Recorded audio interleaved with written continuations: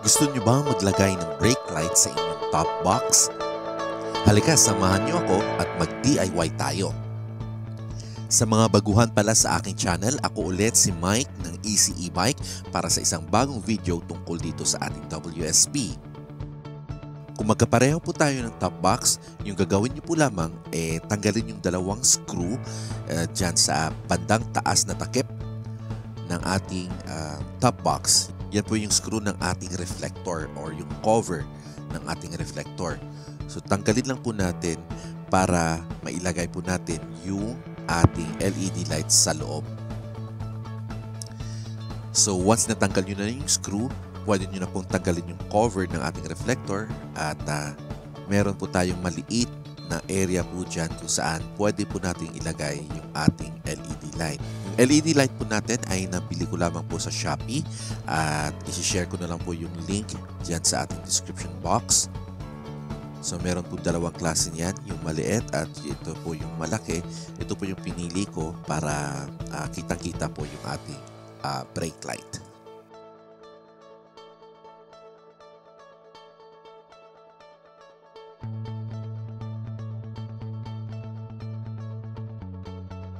Kung inyo pong napapansin, nandito po ako sa bahay ng parents ko. Dito ko po ginawa yung aking pag-DIY kasi doon po sa amin nasa kalsada lang po ako nakapark at masyadong mainit po. Kaya hindi rin po tayo nakapagawa ng mga videos recently.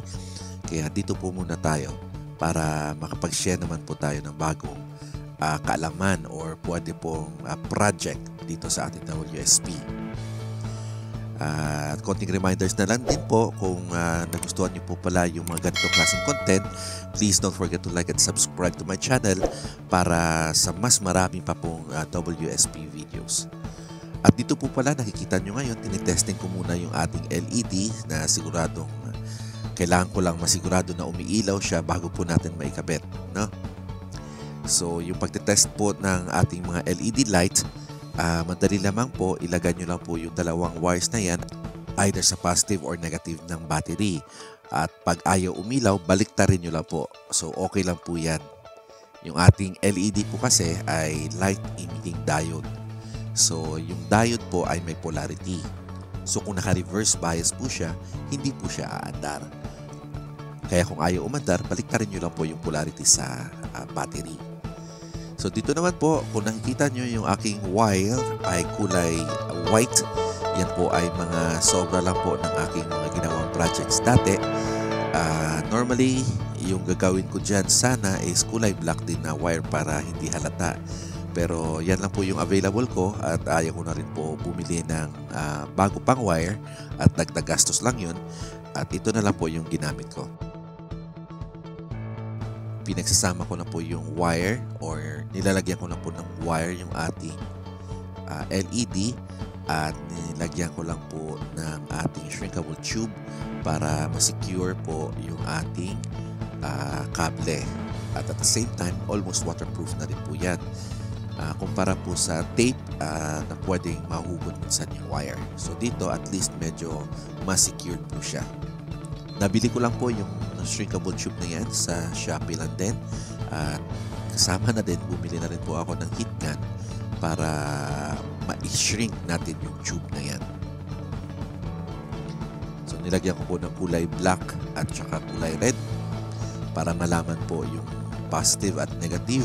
Pero kahit yung wire po, paggamit nyo yung ganitong klaseng wire, yung flat cord, yung ginagamit natin sa mga extension, yung isang side po ng wire, meron po yan mga letra or description.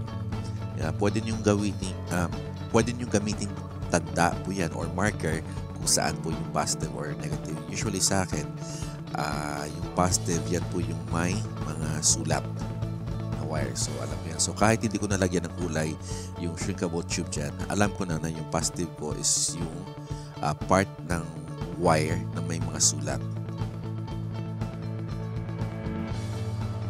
So yan, dinoble ko lang po yung shrinkable tube para mas matibay.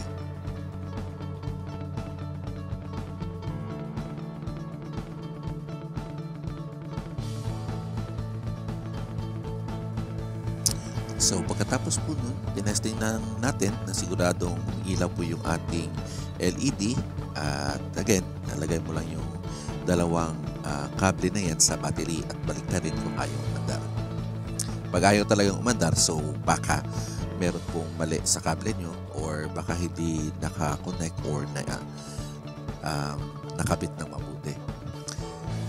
So dito, nabutas po tayo ng ating top box para mailusot po yung kable.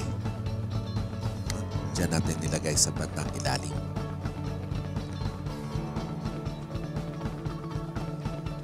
So, una ko pong sinubukan, lagyan muna ng double-sided tape para maidikit po yung ating LED dyan sa reflector na area na yan.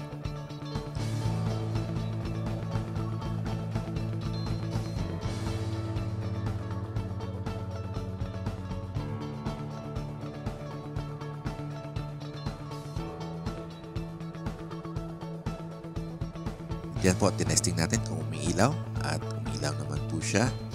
Subalit nung nilagay po natin yung takip ng ating reflector, hindi na po magkasya. Masyado pong makapal kasi yung plastic ng ating LED. So, mas minabuti ko na tanggalin na lang po lamang.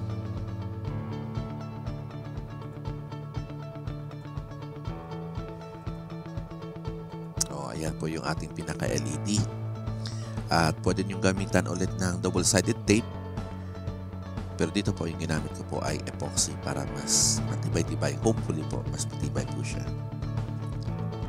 At mukhang hindi naman siya madaling masira po yung LED. So, matagal-tagal din po yung buhay niyan bago siya maputi. Malayo rin po kasi na mabasa ito kasi yung top box natin, kung nakikita nyo yung bandang taas, parang meron po siyang daluyan ng tubig kung sakasakaling magulanin. No? So, safe na safe po itong ating LED. Kahit po wala na po siyang takip or wala na po yung casing niya at tinanggal natin, safe pa din po siya kasi yung tubig kung sakasakali man na umulan, meron po siyang daluyan na pwedeng daanan. No? At hindi siya mapupunta sa ating LED light. So ayan, no? Makikita nyo po yung ating LED nakadikit na po at yung bandang taas na part nga po ng ating LED meron pong daluyan ng tubig kung sakasakali man umulan. Kaya nasabi ko na safe po siya. No? So yung next natin gagawin ay hanapin kung saan yung brake light dito sa mga kable sa likod ng ating WSP. Meron po dyan tatlong kable. So yung dalawa ay nasa bandang kaliwa at kanan. So I'm assuming na yun na po yung ating wires para sa ating signal lights. No? At yung sinubukan kong i-test is yung bandang gitna na wire na. So nag-brake muna ako at umilaw. So pero nang tinanggal ko po yung ating connector, nawala po yung ilaw. So yan na po yung linya ng ating brake light. Yung kailangan naman po natin ngayon malaman kung saan dyan, sa tatlong wires na yan, saan dyan yung positive at negative. Kasi dyan po tayo kukuha ng trigger ng ating brake light para sa top box. So meron pong tatlong wires dyan, yung brown, yung kulay green sa gitna, at saka yung kabilang side ay yung kulay yellow at green na wire. No? So kailangan natin i-test muna yung connector kasi tinanggal na po natin yan. Kailangan natin muna i-test yung connector sa bandang papuntang controller. So ginamit po natin yung mga natitira nating LED, nilagyan natin ng kable for testing naman po. So dahil dito, trial and error po muna. No? So lagay lang po natin yung dalawang wires na yan sa kahit sa aling butas dyan. Tandaan nyo lang po na combination lamang po. No? So kung ayaw gumana dyan, sa kabilang butas naman. Pag ayaw pa rin gumana, baliktad rin yung wire kasi nga LED, baka baliktad niya po. So yung dalawang butas muna, tapos lipat mo lang po yung isang kable naman sa kabilang butas. Pag ayaw, baliktad rin. At ganung process ulit.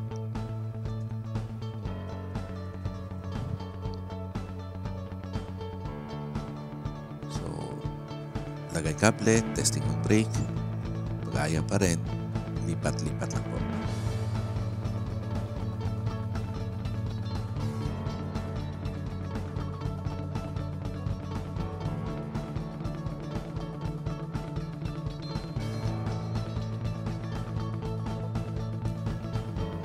So, yun, umilaw na. So, yan yung, dyan tayo kukuha ng trigger or ng ating positive at negative na i-connect, or dyan tayo mag-connect ng ating linya para sa ating brake light sa top box.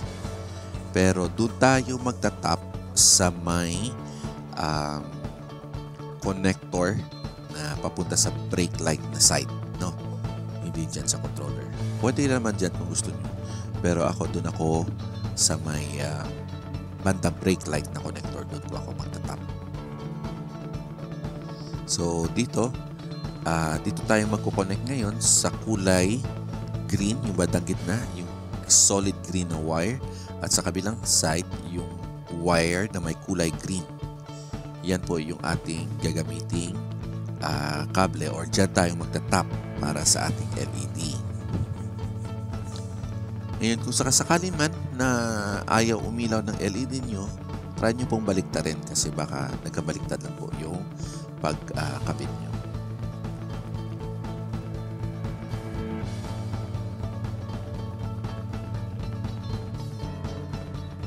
At ito na nga, balikan natin yung cover ng ating reflector at susubukan natin na kung umaandar na itong ating ginawang brake light.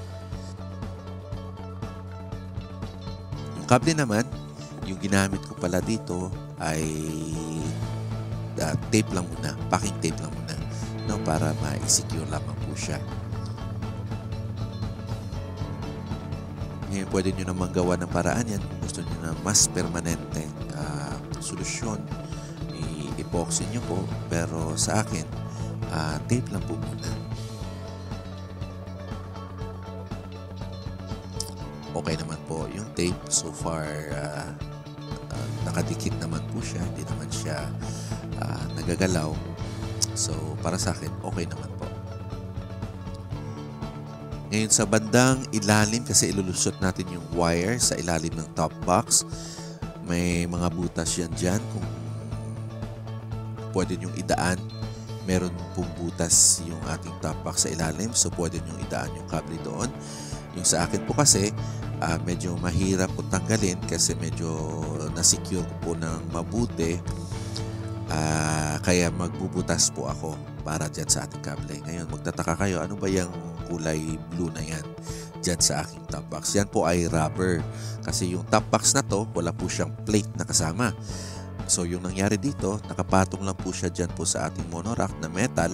So, sa katagalan, nababasag po siya yung bandang ilalim. So, yung ginawa ko po, nilagyan ko po ng rubber sa ilalim, rubber matting sa ilalim, at dyan po sa taas, parang nakasandwich po yung top box. So, binalutan na lang po natin ng block na electrical tape yung ating wire para hindi naman po mahalata. Kasi kulay black po yung aking monorack. So, pag nilagay ko dyan yung wire na kulay white, so kitang-kita po siya. So, ayan, binalutan ko lang po siya ng black na tape para hindi siya halata. At kinabit ko na siya ulit dito. Kinabit ko na siya dito, or nagtap na ako dito sa ating kulay green na wire at kulay yellow na may green dito sa ating connector sa ating brake light.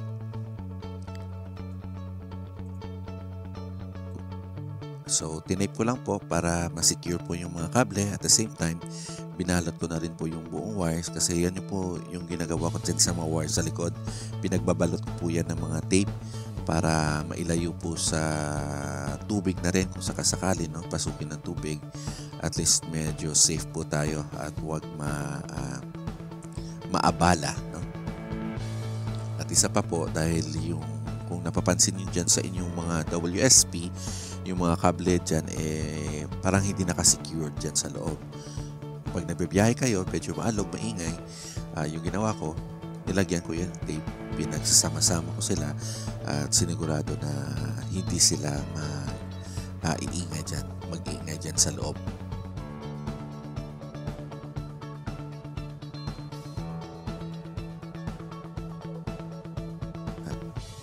Ayan, so umiilaw po yung ating brake.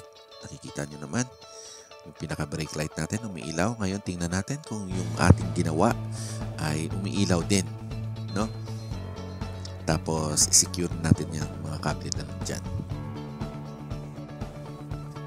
So, ayan po, gumana. So, maayos po yung ating pag-wiring at pagkabit ng ating LED light dyan sa ating top box. So, meron na po tayong brake light dyan at kitang-kita na po tayo yan sa gabi at kahit sa umaga pa.